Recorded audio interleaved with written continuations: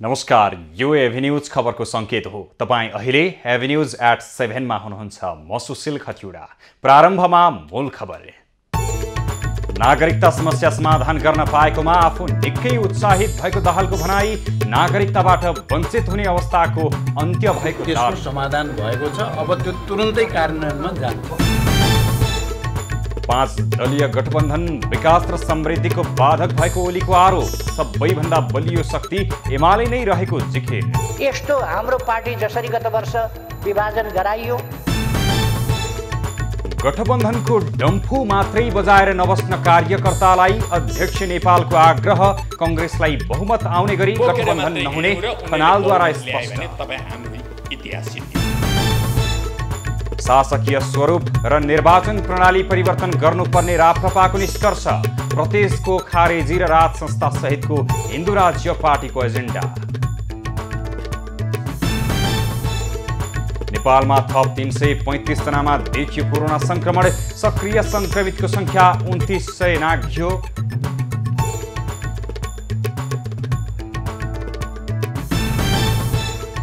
पूर्वी नाका काँकरभिट्टाबाट भारत, बङ्गलादेश र भुटानसँग हुने व्यापार घाटा उच्च। गत आर्थिक वर्षमा भारतसँग मात्रै 25 अर्बभन्दा बढी घाटा।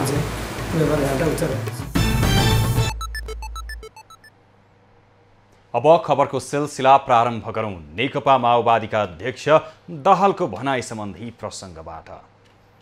नेकपा माओवादी केन्द्रका अध्यक्ष पुष्पकमल दाहालले नागरिकता समस्या समाधान गर्न पाएकोमा आफू निकै उत्साहित भएको बताएका छन्। शनिबार जनकपुरमा सञ्चारकर्मीसँग कुरा गर्दै अध्यक्ष दाहालले नागरिकता विधेयक पारित गरेर झण्डै 7 लाख नेपालीलाई नागरिकताबाट वञ्चित हुने अवस्था अन्त्य गरेको बताएका हुन्। तपाईले थाहा पाइसक्नु भएको छ, हिजो मात्रै सदनबाट त्यो समस्या जसले गर्दा झण्डै 6-7 लाख नेपालीहरू नागरिकताको अभावको कारणले धेरै कामबाट वञ्चित हुनुपर्ने जो अवस्था थियो त्यसको समाधान भएको छ। अब त्यो तुरुन्तै कार्यान्वयनमा जान्छ। अध्यक्ष दाहालले नयाँ दिल्लीमा आर्जु देउबा र आफूबीच आगामी निर्वाचनपछि आर्जुलाई प्रधानमन्त्री र शेरबहादुर देउबालाई राष्ट्रपति बनाउने सहमति भएको भनेर फैलाइएको हल्लामा सत्यता नरहेको पनि स्पष्ट पारे। उनले तथ्यहीन र षड्यन्त्रमूलक प्रचारबाजीबाट सबै सतर्क हुनुपर्ने बताउँदै गठबन्धन चुनावसम्म रहनेमा शङ्का नगर्न आग्रह समेत गरे। त्यो हुँदै होइन, त्यो कारण हुँदै होइन। त्यसकारण यस्ता चाहिँ वाहियात र तथ्यहीन र षड्यन्त्रमूलक प्रचारबाजीबाट सतर्क हुन म तपाईँ सबै पत्रकार साथीहरू र तपाईँहरू माध्यमबाट आम जनतालाई पनि अनुरोध गर्न चाहन्छु। अध्यक्ष दाहालले वामपन्थी एकता लगायतका विषयमा विभिन्न दलसँग छलफल भइरहेको भन्दै चाँडै निष्कर्षमा पुग्ने पनि जानकारी दिए। नेकपा एमालेका अध्यक्ष केपी ओलीले नेपाली समाजलाई समृद्ध नेपाल, सुखी नेपाली बनाएर छाड्ने बताएका छन्। शनिबार कम्युनिस्ट पार्टीका संस्थापक महासचिव पुष्पलाल श्रेष्ठको 44औं स्मृति दिवसमा अध्यक्ष ओलीले यस्तो बताएका हुन्। उनले अहिले पनि देशको परिवर्तनकारी र बलियो शक्ति पुष्पलालले नै स्थापना गरेको पार्टी नेकपा एमाले रहेको दाबी गरे। उनले पार्टी अध्यक्षको हैसियतमा आफू पुष्पलाल र अन्य अग्रजहरूले देखाएको बाटोबाट विचलित नहुने प्रण पनि गरे।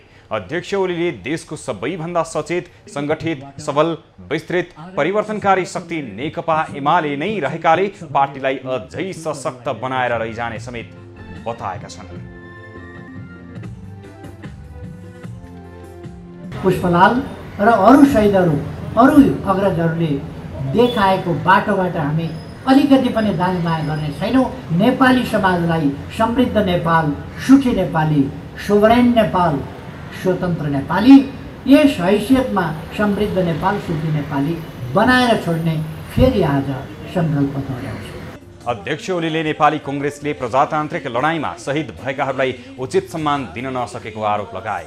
उनले भीमदत्त पन्त लगायतका शहीदलाई कहिल्यै आफ्नो शहीद नमानेको भन्दै उनले कांग्रेसलाई भीमदत्त पन्तको नाम लिँदा पनि सिरिङ्ग हुने बताए। कांग्रेसको कार्यकर्ताको हिसाबले महेन्द्रको गाडीमाथि बम हानेका थिए उनले र पछि उनले हानेका थिएनन्, आफ्नो ठाउँमा छ, हानेका थिए भने पनि परिवर्तनका लागि हानेका थिए, तर नेपाली कङ्ग्रेसले त्यसको ओनरसिप कहिले पनि लिएन र उनलाई विधिवत सेन्ट्रल जेलको गोलघरमा राखेर फाँसी दिइएको थियो, तर उनलाई शहीद कहिले पनि घोषणा गरेन, शहीद मानेन। अध्यक्ष ओलीले गिरिजाप्रसाद कोइराला कम्युनिस्ट नेता मनमोहन अधिकारीबाट प्रेरित भएर कम्युनिस्ट कार्यकर्ताको रूपमा राजनीतिमा लागेको दाबी समेत गरे। यसैबीच नेकपा एमालेका अध्यक्ष केपी ओलीले प्रतिक्रियावादीहरूले आफ्नो पार्टीलाई कमजोर बनाउन सत्तारूढ गठबन्धन बनाएको दाबी गरेका छन्। शनिबार ललितपुरको गोदाबारीमा नेपाल ट्रेड युनियन महासंघ जी फन्डको 8औं महाधिवेशनको उद्घाटन गर्दै अध्यक्ष ओलीले देशी विदेशी प्रतिक्रियावादीहरूले नेकपा विभाजन गराएर गठबन्धन बनाएको दाबी गरेका हुन्।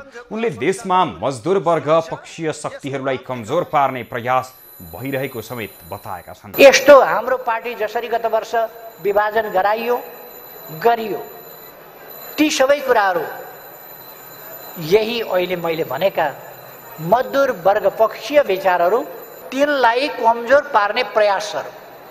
अध्यक्ष ओलीले आफ्नो पार्टी मजदुर वर्गको हितका लागि सदैव एकताबद्ध, प्रतिबद्ध र ऐक्यबद्ध रहेको पनि बताए। मजदुरहरूको सफलतामा आफ्नो पार्टीको सदा साथ रहने ओलीको भनाइ थियो।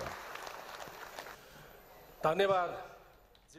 धेरै हार्दिक नेकपा एकीकृत समाजवादीका अध्यक्ष एवं पूर्व प्रधानमन्त्री माधव कुमार नेपालले दलाल पुँजीलाई पोसेर देशमा समाजवाद आउन नसक्ने दाबी गरेका छन्। शनिबार कम्युनिस्ट पार्टीका संस्थापक महासचिव पुष्पलाल श्रेष्ठको 44औं स्मृति दिवसलाई सम्बोधन गर्दै अध्यक्ष नेपालले दलाल पुँजीलाई पोसेर र प्रोत्साहन दिएर देशको राष्ट्रिय पुँजीको प्रवर्धन नहुने बताएका हुन्। उनले राजनीतिमा देखिएको विकृति, विसङ्गति र व्यक्तिवादी प्रवृत्तिलाई निमिट्यान्न पारेर अघि बढ्न आवश्यक रहेको समेत बताए। वास्तवमा समाजप्रति समर्पित भएर अघि बढ्न खोजिरहेको छ कि छैन। त्यसैले हामी देशप्रति समर्पित भयौँ, जनताप्रति समर्पित हौँ र हामीले कम्युनिस्ट आन्दोलनको झन्डालाई अझ माथि उठाउँदै निरन्तर रूपमा अघि बढाउँ। अन्तमा न्यायको जित हुन्छ। पुष्पलालबाट दीक्षित भएर नै आफूले नयाँ पार्टी खोलेको भन्दै अध्यक्ष नेपालले आफूले इतिहासका पानाहरू निर्माण गरेको र इतिहासमा नयाँ कीर्तिमान कायम गरेको दाबी समेत गरे।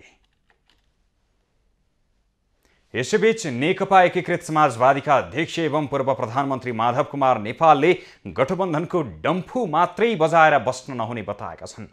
शनिबार पार्टी निकट नेपाल तामाङ सङ्घ समाजवादीले काठमाडौँमा आयोजना गरेको कार्यक्रममा अध्यक्ष नेपालले मङ्सिर पहिलो साता आम निर्वाचन हुने भन्दै पार्टीको सङ्गठन सुदृढीकरणमा जुट्न नेता कार्यकर्तालाई निर्देशन दिए।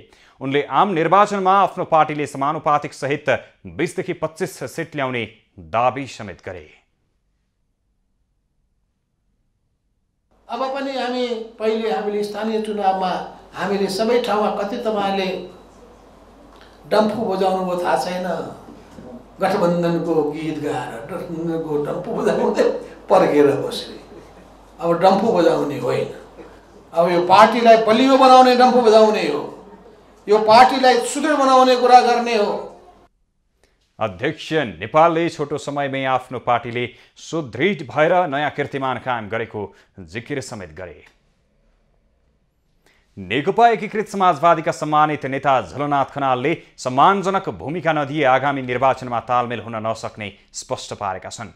कङ्ग्रेसप्रति लक्षित गर्दै नेता खनालले केही दलले बहुमत आउने गरी चुनावी तालमेलमा जाने निर्णय गरेको भन्दै कसैलाई बहुमत दिलाउन तालमेल नगर्ने स्पष्ट पारेका हुन्।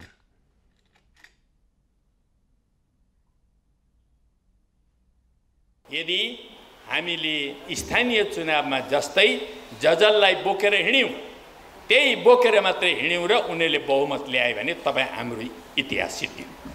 अरूलाई गठबन्धन दिनुको लागि किन हामी गठबन्धनमा जाने? के को लागि जाने? दलाल बन्न, पुच्छर बन्न? जानु हुँदैन। शनिबार काठमाडौँमा आयोजित कार्यकर्ता भेलामा नेता खनालले स्थानीय तहमा जसलाई बोक्यो उसैले आगामी निर्वाचनमा बहुमत ल्याए कम्युनिस्ट आन्दोलनको इतिहास समाप्त हुने तर्क समेत गरे। उनले अहिले वाम एकताको खाँचो रहेको समेत औल्याएका छन्। वामपन्थीहरू एकता नभइकन, प्रगतिशील शक्तिहरू एकताबद्ध नभइकन एउटा व्यापक संयुक्त मोर्चा निर्माण नगरिकन समाजवादी क्रान्तिको कल्पना पनि गर्न सकिँदैन। त्यसकारण त्यस दृष्टिले हामी व्यापक रूपले एकताबद्ध हुनुपर्छ। सबै पार्टीलाई सम्मानजनक ढङ्गले एकता गराउन एमाले पहल लिए वामपन्थी एकता असम्भव नरहेको खनालको भनाइरहेको छ। पूर्वी नाका काँकडभिट्टाबाट भारत, बङ्गलादेश र भुटानसँग हुने नेपालको व्यापार घाटा उच्च देखिएको छ। निर्यातभन्दा आयात बढी भएका कारण यस नाका मार्फत नेपालको व्यापार घाटा चरम उत्कर्षमा पुगेको छ। पूर्वी सीमा नाका काँकडभिट्टाबाट भारत, बङ्गलादेश र भुटानसँग हुने नेपालको व्यापार घाटा उच्च देखिएको छ। निर्यातभन्दा आयात बढी भएका कारण यस नाका मार्फत नेपालको व्यापार घाटा चरम उत्कर्षमा पुगेको हो।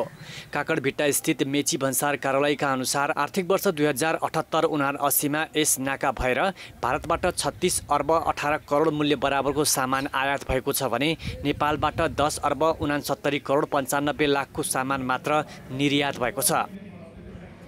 बङ्गलादेशतर्फ कृषिजन्य पदार्थहरूको निर्यात चाहिँ ड्युटी बढी भएको कारणबाट सहज नहुने र त्यसले गर्दाखेरि उताका आउँदै खाद्य पदार्थ लगायत अन्य धेरै सामानहरू चाहिँ हामीले आयात गर्नुपर्ने भएकोले यो चाहिँ व्यापार घाटा उच्च रहेको छ। मेची भन्सारको तथ्याङ्क अनुसार आर्थिक वर्ष 2078-79मा 10 अर्ब 65 करोड 35 लाख बराबरको सामान बङ्गलादेशबाट आयात भएको थियो भने नेपालबाट 60 करोड 45 लाखको मात्र सामान निर्यात भएको छ। सोही अवधिमा भुटानबाट 1 अर्ब 20 करोड 53 लाखको सामान आयात भएको छ भने 45 करोड 65 लाखको मात्र सामान निर्यात भएको भन्सारले जनाएको छ। यस नाकाबाट हुने बङ्गलादेश र भुटानसँग नेपालको व्यापार घाटा क्रमशः 10 अर्ब 9 करोड 79 लाख 74 करोड 86 लाख भएको भन्सारको तथ्याङ्कमा उल्लेख छ। स्वदेशी उत्पादनलाई चाहिँ विदेशमा निर्यात गर्ने एउटा वातावरण बनाउनुपर्छ। जो स्वदेशमा उत्पादित वस्तुहरू छन् तिनीहरू आयातित वस्तु जो तिनै वस्तु आउँछन् तिनीहरूलाई चाहिँ बिल्कुल रूपमा चाहिँ आयात गर्न रोक्नुपर्छ। आयात नगरी नहुने मात्र नभई आयात प्रतिस्थापन गर्न सकिने वस्तुको समेत आयात बढ्दा मुलुकको व्यापार घाटा चुलिएको तथा निर्यातजन्य वस्तु उत्पादन तथा उत्पादकत्व बढाउन नसक्दा पनि व्यापार घाटा बढ्दै गएको सरोकारवाला निकाय बताउँछन्। सन्तोष न्यौपाने, झापा। नेपालमा पहिलो पटक अन्तर कलेज स्तरीय रोबोट प्रतियोगिता भएको छ। प्रविधिको विकाससँगै विभिन्न कार्यमा रोबोटको प्रयोग हुन सक्ने सम्भावनालाई मध्यनजर गर्दै प्रतियोगिता आयोजना गरिएको हो। विशेष खबरको साथमा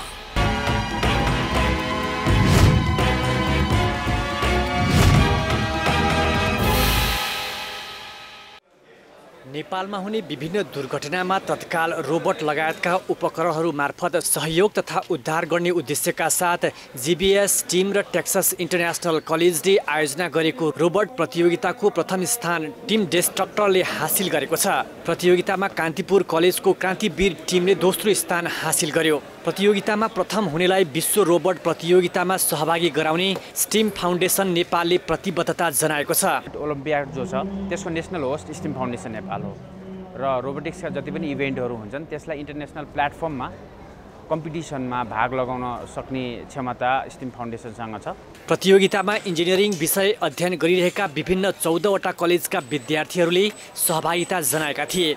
यस्ता प्रतियोगिताले व्यावहारिक ज्ञान हासिल गर्न सघाउने विद्यार्थी र शिक्षकहरूको भनाइ छ। पहिलेदेखि नै इन्जिनियरिङ स्टुडेन्ट हुँदाखेरिदेखि नै यस्तो प्रोग्राममा आयौँ भनेर प्रोजेक्ट गऱ्यौँ भन्ने चाहिँ 4 वर्षपछि इन्जिनियरिङ सकेपछि पनि हामी चाहिँ अब राम्रो प्रोजेक्टहरू गरेर चाहिँ लाइक नेसनलाई नै रिप्रेजेन्ट गर्न सक्छौँ। यस्तो कम्पिटिसनहरूले गर्दाखेरि चाहिँ हाम्रो भविष्यमा पनि हामी पछि आफ्नो हुन्छ नि केही रियलिस्टिक रूपमा चाहिँ हाम्रो स्किल्सहरू डेभलप गर्ने प्लस केही नयाँ कुरा सिक्नेहरू एक्सपिरियन्सहरू गेन गर्ने पनि मौका चाहिँ यिनीहरूले दिइरहेको छ। र जहाँ मानव पुग्दाखेरि मानवलाई पनि एक किसिमको चाहिँ हाम्रा सुरक्षाकर्मीहरू जसलाई चाहिँ पुग्नको लागि पनि एकदमै कठिन भइरहेको अवस्था छ त्यस्तो अवस्थालाई चाहिँ हामीले रोबोटको तर्फबाट चाहिँ न्यूनीकरण गर्न सक्यौँ भनेदेखि यो एउटा मानवीय त्रुटिको लागि पनि हाम्रो लागि राम्रो सन्देश पनि हुने थियो।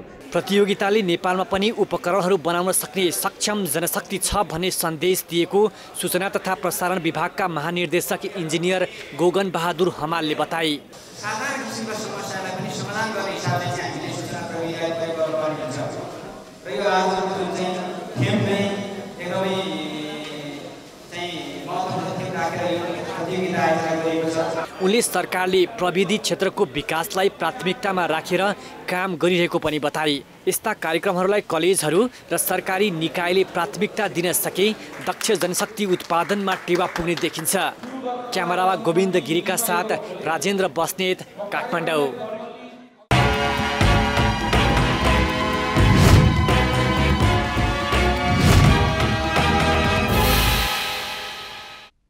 खबरको सिलसिला अझै जारी छ, हामीसँगै रहनुहोला।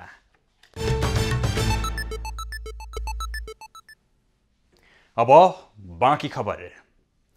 नेपालमा थप 335 जनामा कोरोना संक्रमण पुष्टि भएको छ। पछिल्लो 24 घण्टामा 1088 जनाको PCR परीक्षण गर्दा 216 र 1908 जनाको एन्टिजेन परीक्षण गर्दा 119 जनामा कोरोना संक्रमण पुष्टि भएको हो। यो सँगै देशभर सक्रिय संक्रमितको संख्या 2971 पुगेको छ।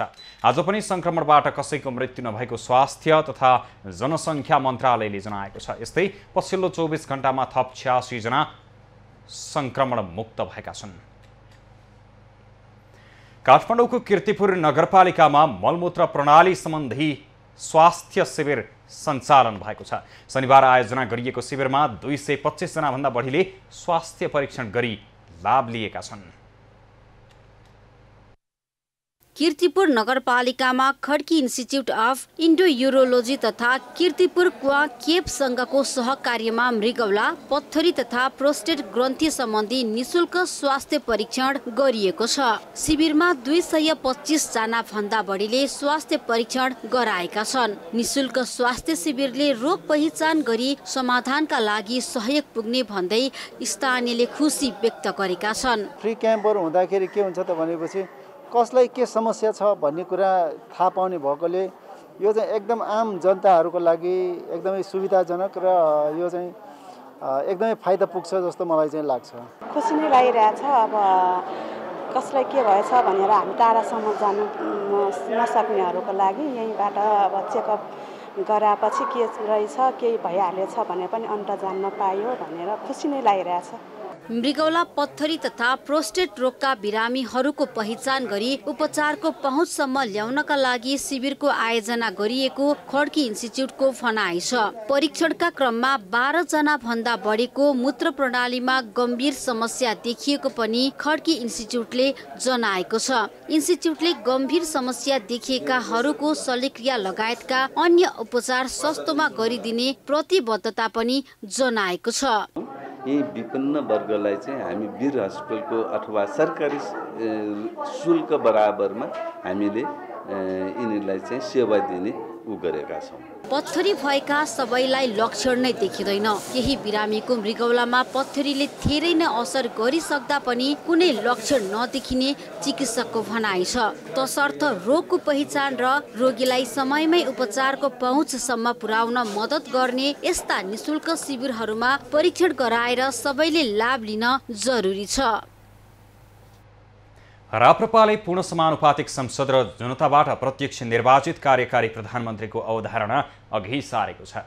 शनिबार काठमाडौँमा सम्पन्न केन्द्रीय कार्य समितिको बैठकले वर्तमान शासकीय स्वरूप र निर्वाचन प्रणालीमा सुधार र परिवर्तन गर्नुपर्ने ठहर सहित उक्त अवधारणा अघि सारेको हो। राप्रपाले संवैधानिक राज संस्था सहितको प्रजातन्त्र हिन्दू राष्ट्रको पुनर्स्थापना, प्रदेशको खारेजी र बलियो स्थानीय तह रहने व्यवस्था स्थापनामा प्रतिबद्ध रहेको जनाएको छ। आगामी प्रतिनिधि सभा र प्रदेश सभा निर्वाचन स्वतन्त्र, निष्पक्ष, धाँधली रहित र विश्वसनीय रूपमा सम्पन्न गर्न निष्पक्ष चुनावी सरकारको माग गर्दै राप्रपाले वर्तमान व्यवस्था अनुसारकै निर्वाचन प्रणालीमा भाग लिएर आफ्नो मुद्दा स्थापित गर्ने निर्णय समेत गरेको छ। राप्रपाले महँगी नियन्त्रण गर्न, विदेशमा रहेका नेपालीलाई पनि मतदानको व्यवस्था मिलाउन, निजी अस्पतालमा पनि स्वास्थ्य बिमाको उपचार सुविधा दिन सरकारको ध्यान आकर्षण गराएको छ। राप्रपाले एसपीपी फिर्ता पठाउने बारे आफ्नै निर्णय अनुसार सरकारले अहिलेसम्म अमेरिकालाई पत्राचार नगरेकोमा आपत्ति समेत जनाएको छ। राष्ट्र बैंकले सार्वजनिक गरेको मौद्रिक नीतिप्रति अर्थविद र निजी क्षेत्रले असन्तुष्टि जनाएका छन्। नेपाल चेम्बर अफ कमर्सका वरिष्ठ उपाध्यक्ष कमलेश अग्रवालले मौद्रिक नीतिले सरकारले लिएको आर्थिक वृद्धि दरको लक्ष्य हासिल गर्न मद्दत नपुग्ने दावी गरेका छन्। उनले मौद्रिक नीतिले निजी क्षेत्रलाई दिइने सहुलियत पनि स्पष्ट नभएको बताए। निजी क्षेत्रको लगानीको नीतिगत सुरक्षणको व्यवस्था गर्नु पनि सरकारको दायित्व हुन्छ, नेपाल राष्ट्र बैंकको दायित्व हुन्छ। मलाई लाग्छ निजी क्षेत्रको लगानीको नीतिगत सुरक्षण गर्नमा यसपल्टको मौद्रिक नीतिले त्यति सकारात्मक रोल देखाएको छैन। अर्थविद डाक्टर डेलीराज खनालले मौद्रिक नीति माग पक्षबाट बढी निर्देशित भएको बताए। उनले आर्थिक स्वामित्वका लागि राष्ट्र बैंकको नीति असफल देखिएको टिप्पणी समेत गरे। जुन किसिमको समस्या र त्यसले जुन सङ्कट पाइरहेको छ अथवा व्यापार घाटा अझ त्यसमा पनि करेन्ट एकाउन्ट घाटा त यस्तो ढङ्गले चाहिँ बढेको छ। तपाईँको ज्यादै क्राइसिस भएका मुलुकहरूमा पनि यो लेभलमा करेन्ट एकाउन्ट डेफिसिट चाहिँ बढेको स्थिति छैन। राष्ट्रिय योजना आयोगका पूर्व उपाध्यक्ष प्राध्यापक डाक्टर गोविन्दराज पोखरेलले मौद्रिक नीतिले आयात प्रतिस्थापन गर्नका लागि उल्लेखनीय कुरा नगरेको टिप्पणी गरे। उनले अहिलेको आर्थिक अवस्थाको सुधारका लागि फजुल खर्च कम गर्नुपर्नेमा जोड दिए। एक्सपोर्ट नबढाउने, डलर पनि आर्जन गर्न नसक्ने किसिमका जुन लगानी छन् त्यस्तो खालको ऋण हामीका नभए तापनि बिस्तारै हामी चाहिँ अलिकति नराम्रो दिशातिर जुन गइरहेका छौँ त्यसलाई चाहिँ मोनिटरी पोलिसीले चाहिँ त्यति सम्बोधन गर्न सकेन भन्ने मेरो चाहिँ यति मात्रै राय राख्छु।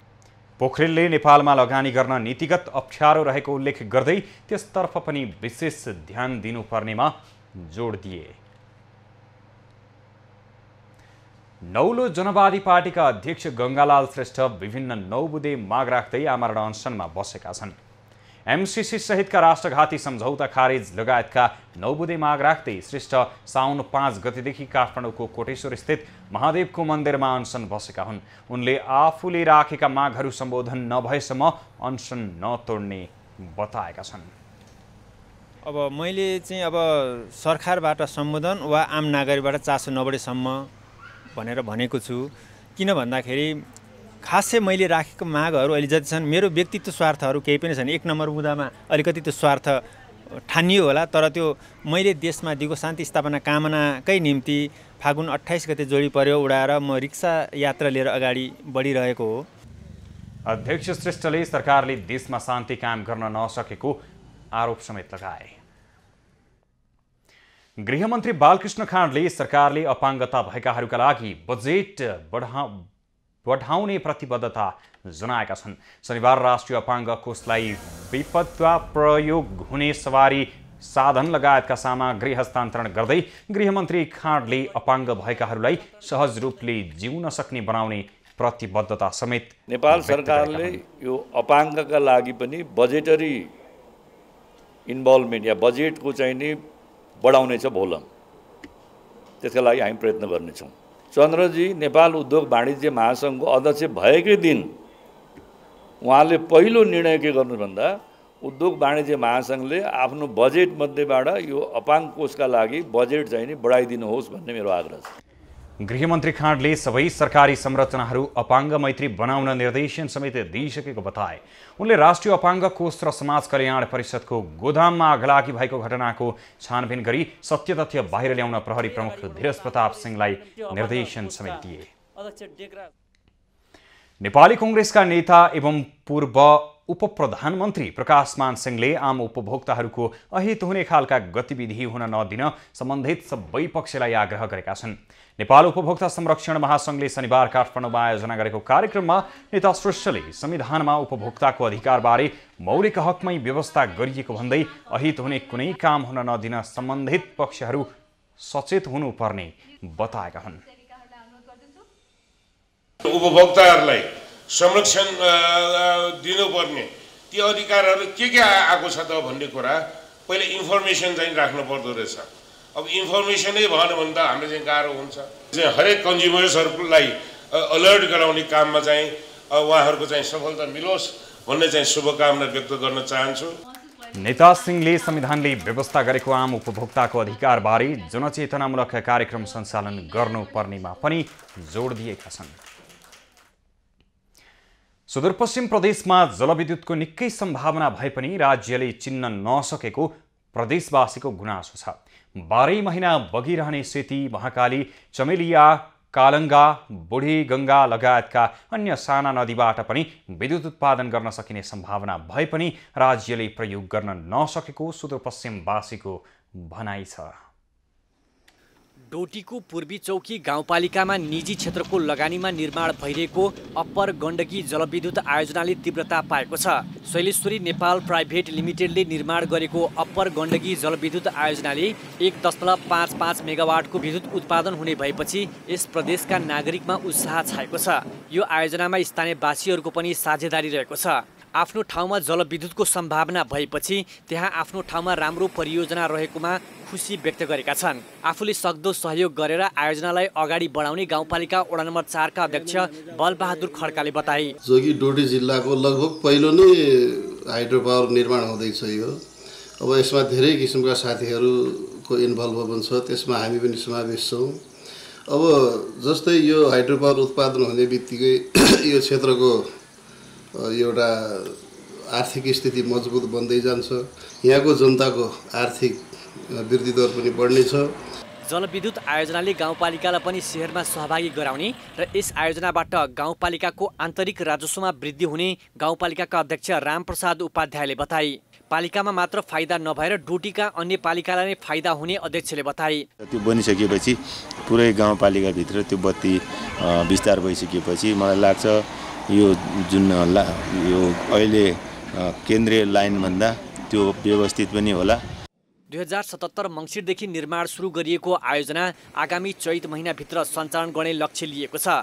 हामीले यो आयोजना चाहिँ सुरु गरेदेखिको हामीले कन्टिन्यू रूपमा स्पिड अप गरेर चाहिँ करिब हेडवर्क्सको काम हामीले अन्तिम चरणमा पुर्याएका छौँ र त्यहाँको 95% चाहिँ काम अहिले सकिसकेको अवस्था छ। निजी क्षेत्र जस्तै सरकारी क्षेत्रले पनि काममा तीव्रता दिए जलविद्युत मात्र होइन अन्य विकासको गतिमा निकै तीव्रता आउने स्थानीयको अपेक्षा छ। विवेक नागरी, डोटी। नई प्रकाशनले भाषा, साहित्य, कला लगायत विभिन्न क्षेत्रमा योगदान पुर्याएका व्यक्तिहरूलाई नई पुरस्कार र नई रजत महोत्सव पदकबाट सम्मान गर्दै आएको छ। गत वर्ष नई रजत महोत्सव कोरोनाका कारण रोकिएकाले गत वर्ष र यस वर्ष गरी 410 जनालाई नई रजत महोत्सव पदकबाट सम्मान गरिएको छ। नई प्रकाशनले हरेक वर्ष देशका लागि भाषा, साहित्य, विज्ञान, कला, खेलकुद लगायतका क्षेत्र मार्फत योगदान पुर्याउँदै आएका व्यक्तिलाई पुरस्कृत गर्दै आएको छ। सोही क्रममा शनिबार काठमाडौँमा एक कार्यक्रमको आयोजना गरी नई प्रकाशनले 2078 सालको नई पुरस्कारबाट देश देशान्तरमा रहेका 25 जना व्यक्तिलाई सम्मान गरेको छ। विभिन्न क्षेत्रमा योगदान पुर्याउँदै आएका व्यक्तिहरूलाई सम्मान गर्दा उनीहरूमा हौसला बढ्ने र अन्य व्यक्तिलाई पनि उत्प्रेरित गराउने आयोजकको भनाइ छ। एउटा चाहिँ जो व्यक्ति सम्मानित हुनुपर्छ हैन, र अर्को चाहिँ त्यो व्यक्ति सम्मानित भएको व्यक्तिलाई देखेपछि समाज पनि मा भएका व्यक्तिहरू पनि उत्प्रेरित हुनुपर्छ। ओहो यस्तो राम्रो काम गर्नुपर्ने रहेछ, राम्रो काम गर्ने मान्छेहरू त पुरस्कृत हुने रहेछन् हैन।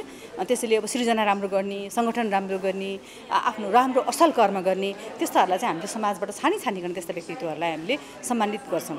प्रकाशनले भाषा, साहित्य, खेलकुद, चिकित्सा विज्ञान लगायत विभिन्न क्षेत्रमा योगदान पुर्याउने व्यक्तित्वहरूलाई नई प्रकाशन अन्तर्गतका विभिन्न पुरस्कारले सम्मान गरेको छ। पुरस्कार पाउँदा आफूहरूमा हौसला बढ्ने र थप मेहनत गर्ने प्रेरणा मिल्ने पुरस्कृतहरू बताउँछन्।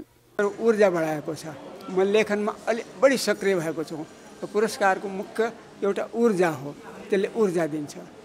नई प्रकाशनले नेपाली भाषा साहित्यको अन्तर्राष्ट्रिय विस्तारमा महत्त्वपूर्ण योगदान पुर्याउने अमेरिका निवासी प्राध्यापक मोहन सिटौलालाई महासमालोचकको नई डेरुनिक अन्तर्राष्ट्रिय पुरस्कार वितरण गरिएको छ। सो पुरस्कारको राशि 2 लाख रुपैयाँ रहेको छ। नई पुरस्कारले शिक्षाविद प्राध्यापक डाक्टर सुरेश राज शर्मा, भैरव रिजाल, डाक्टर भोला रिजाल, समालोचक डाक्टर दयाराम श्रेष्ठ, हास्य कलाकार सन्तोष पन्त लगायत 10 जनालाई नगद 1 लाख रुपैयाँ सहित सम्मान गरेको छ। नेकपा एमालेका महासचिव शङ्कर पोखरेलले अहिलेको 5 दलीय गठबन्धन विकास र समृद्धिको बाधक भएको बताएका छन्। शनिबार सुर्खेतमा आयोजित कार्यक्रममा महासचिव पोखरेलले 5 दलीय गठबन्धन विकासका लागि नभई स्वार्थका लागि बनेको बताएका हुन्। उनले एमालेलाई रोक्नका लागि मात्र गठबन्धन बनेको दाबी समेत गरेका छन्। आज नेपाली कांग्रेसको नेतृत्वमा जुन प्रकारको गठबन्धनको राजनीति अगाडि बढिरहेको छ, यो गठबन्धनको राजनीतिले राष्ट्र निर्माणको अनिवार्य पुरा गर्न सक्छ कि सक्दैन? आज जनतालाई विकास र समृद्धि चाहिएको छ, तर गठबन्धन त्यसको बाधक बनिराखेको छ। महासचिव पोखरेलले नेकपामा हुँदा एमसीसी र नागरिकता विधेयकलाई राष्ट्रघाती भनेर विरोध गर्ने पुष्पकमल दाहाल र माधव नेपालले अहिले तिनै विषयलाई ताली बजाएर पारित गर्नुले नेकपाभित्र अन्तर्द्वन्द निम्त्याउन नाटक गरिएको पुष्टि भएको समेत बताएका हुन्। खबरको सिलसिला अझै जारी छ, हामीसँगै रहनुहोला।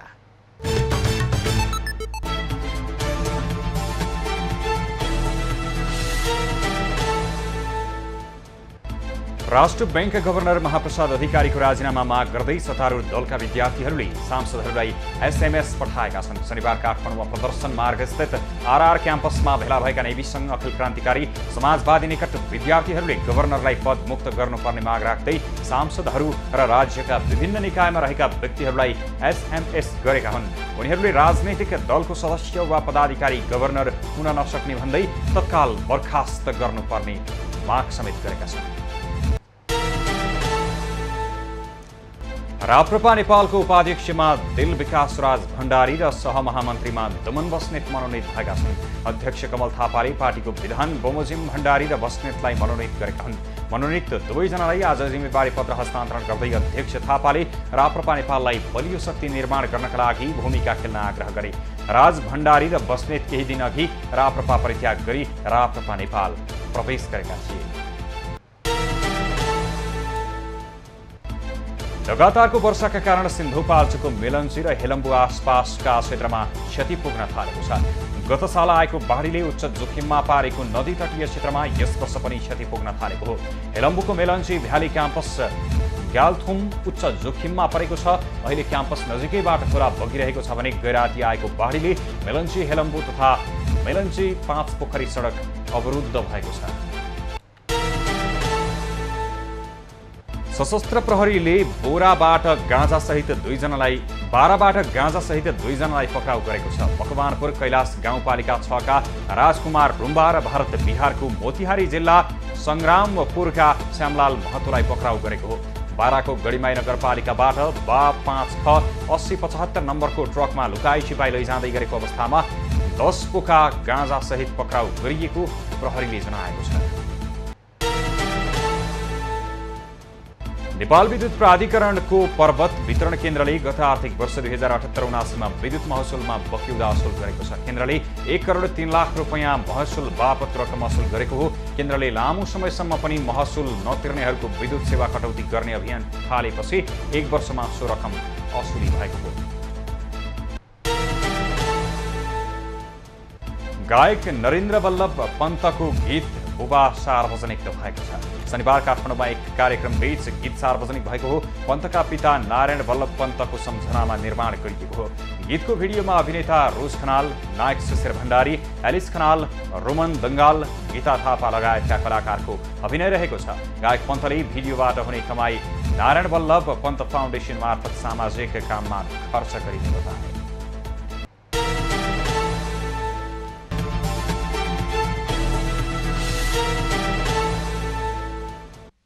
अब पालो एभिन्यूज एट मौसमको।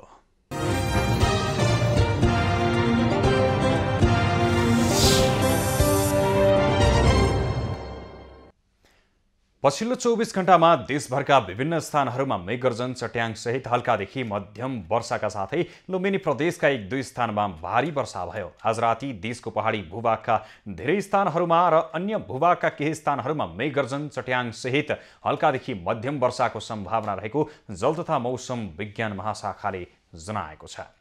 आज काठमाडौँ उपत्यकाको अधिकतम तापक्रम 27 डिग्री सेल्सियस र न्यूनतम तापक्रम 19 डिग्री सेल्सियस मापन गरियो। आज देशभरको मौसम कस्तो रह्यो त हेरौँ देशका विभिन्न स्थानको मौसमी अवस्था।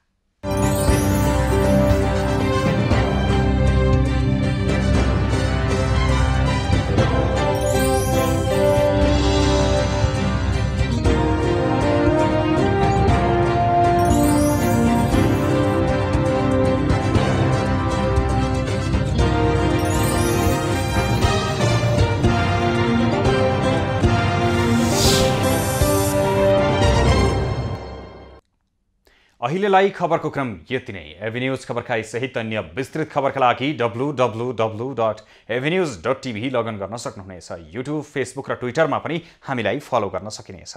खबरभित्रको खबरका लागि हेर्दै रहनुहोला एभेन्यूज खबर। नमस्कार।